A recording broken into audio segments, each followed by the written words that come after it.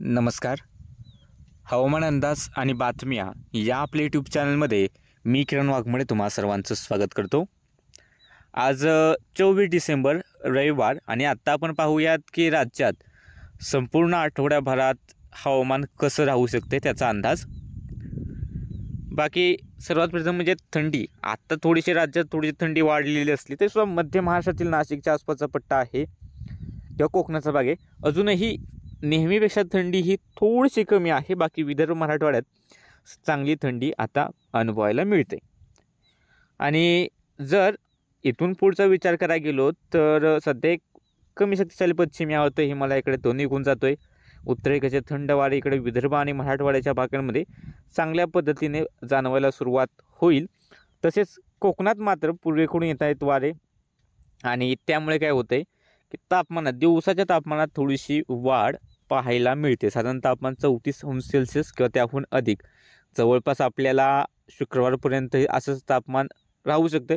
शुक्रवारच्या पुढे एक पश्चिमी आवताची एक ट्रप येते. अजून याची शक्यता सध्या सुरुवातीला हे फक्त मध्य प्रदेश राजस्थानकडे सुरुवात म्हणजे साधारणतः 31 डिसेंबर किंवा 2 जानेवारीपर्यंत हे राजस्थान मध्य प्रदेशच्या आसपास याचा प्रभाव पाहायला मिळू शकतो. आणि त्याच्या पुढे मग आपल्या महाराष्ट्रावर सुद्धा आत्ता तरी मॉडेल दाखवतात की शक्यता आहे थोडीफार पावसाची, पण यामध्ये थोडेफार बदल होऊ शकते. जसं आपण हिंदी चॅनलवरती कळवलंच आहे की मॉडेलनुसार राज्यात कुठे पाऊस होऊ शकतो आहे. हिंदी चॅनलवरती आपलं पहा.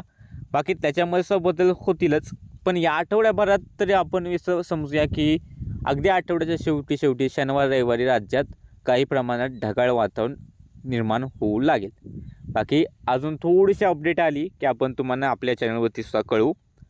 बाकी इतर ठिकाणचं सध्या हे झालं पावसाचं काय वातावरण आहे पूर्ण आठवडाभर आणि थंडी ही सर्वसाधारण चांगलीच राहील असं म्हणूयात. साधारणतः जसं आत्ताच आज जशी तुम्हाला थंडी पाहायला मिळाली अशीच जवळपास थंडी आपल्याला संपूर्ण आठवडाभर साधारणतः शनिवारपर्यंत तरी नक्कीच थंडी पाहायला मिळू शकते.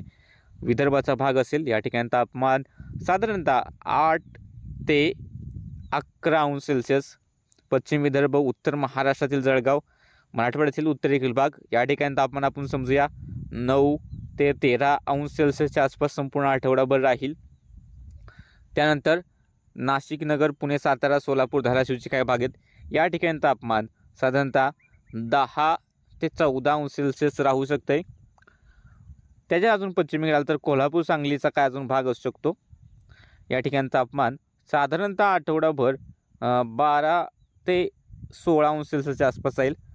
मुंबईच्या किनारपट्टीच्या भागांमध्ये हेच तापमान साधारणतः 17 ते 20 अंश सेल्सिअस दरम्यान पाहायला मिळेल. आणि किनारपट्टीपासून दूर असणाऱ्या भागांमध्ये मात्र हे तापमान साधारणतः म्हणू शकतो 14 अंश सेल्सिअस ते 16 अंश सेल्सिअसच्या आसपास राहील.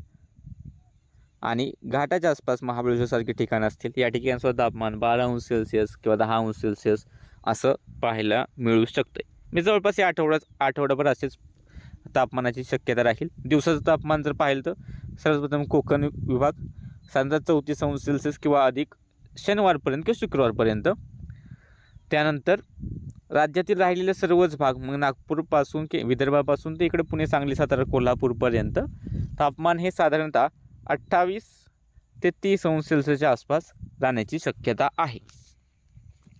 आणि सांगितलं की आठवड्याच्या शेवटी ढगाळलेलं हवामान होऊ शकतं आणि कदाचित 2 किंवा 3 तारखेच्या पासून आपल्याला राज्यात अवकाळी पावसाची थोडीफार सध्या शक्यता दिसते. पण हा लांबचा अंदाज आहे की 2-3 तारखेला पावसाची शक्यता आहे. यामध्ये थोडेफार बदल होतील. विभागाने हा पाऊस कुठे पडेल किंवा मग जिल्ह्याने कुठे पडेल हे आपण येणाऱ्या दिवसांमध्ये अजून आपल्याला क्लिअर होईल तेव्हा आपण तुम्हाला कळवूच. बाकी आपले हिंदी चॅनल आहे, बाजारभावचा एक चॅनल आहे आणि आपला व्लॉगचा सुद्धा चॅनल आहे. तर तुम्ही अजूनपर्यंत तिथे गेला नसाल तर ते चॅनलसुद्धा नक्की पहा. बाकी सध्याच्या अपडेटमध्ये इतकंच. चॅनलला जाता सबस्क्राईब करायला तेवढं विसरू नका.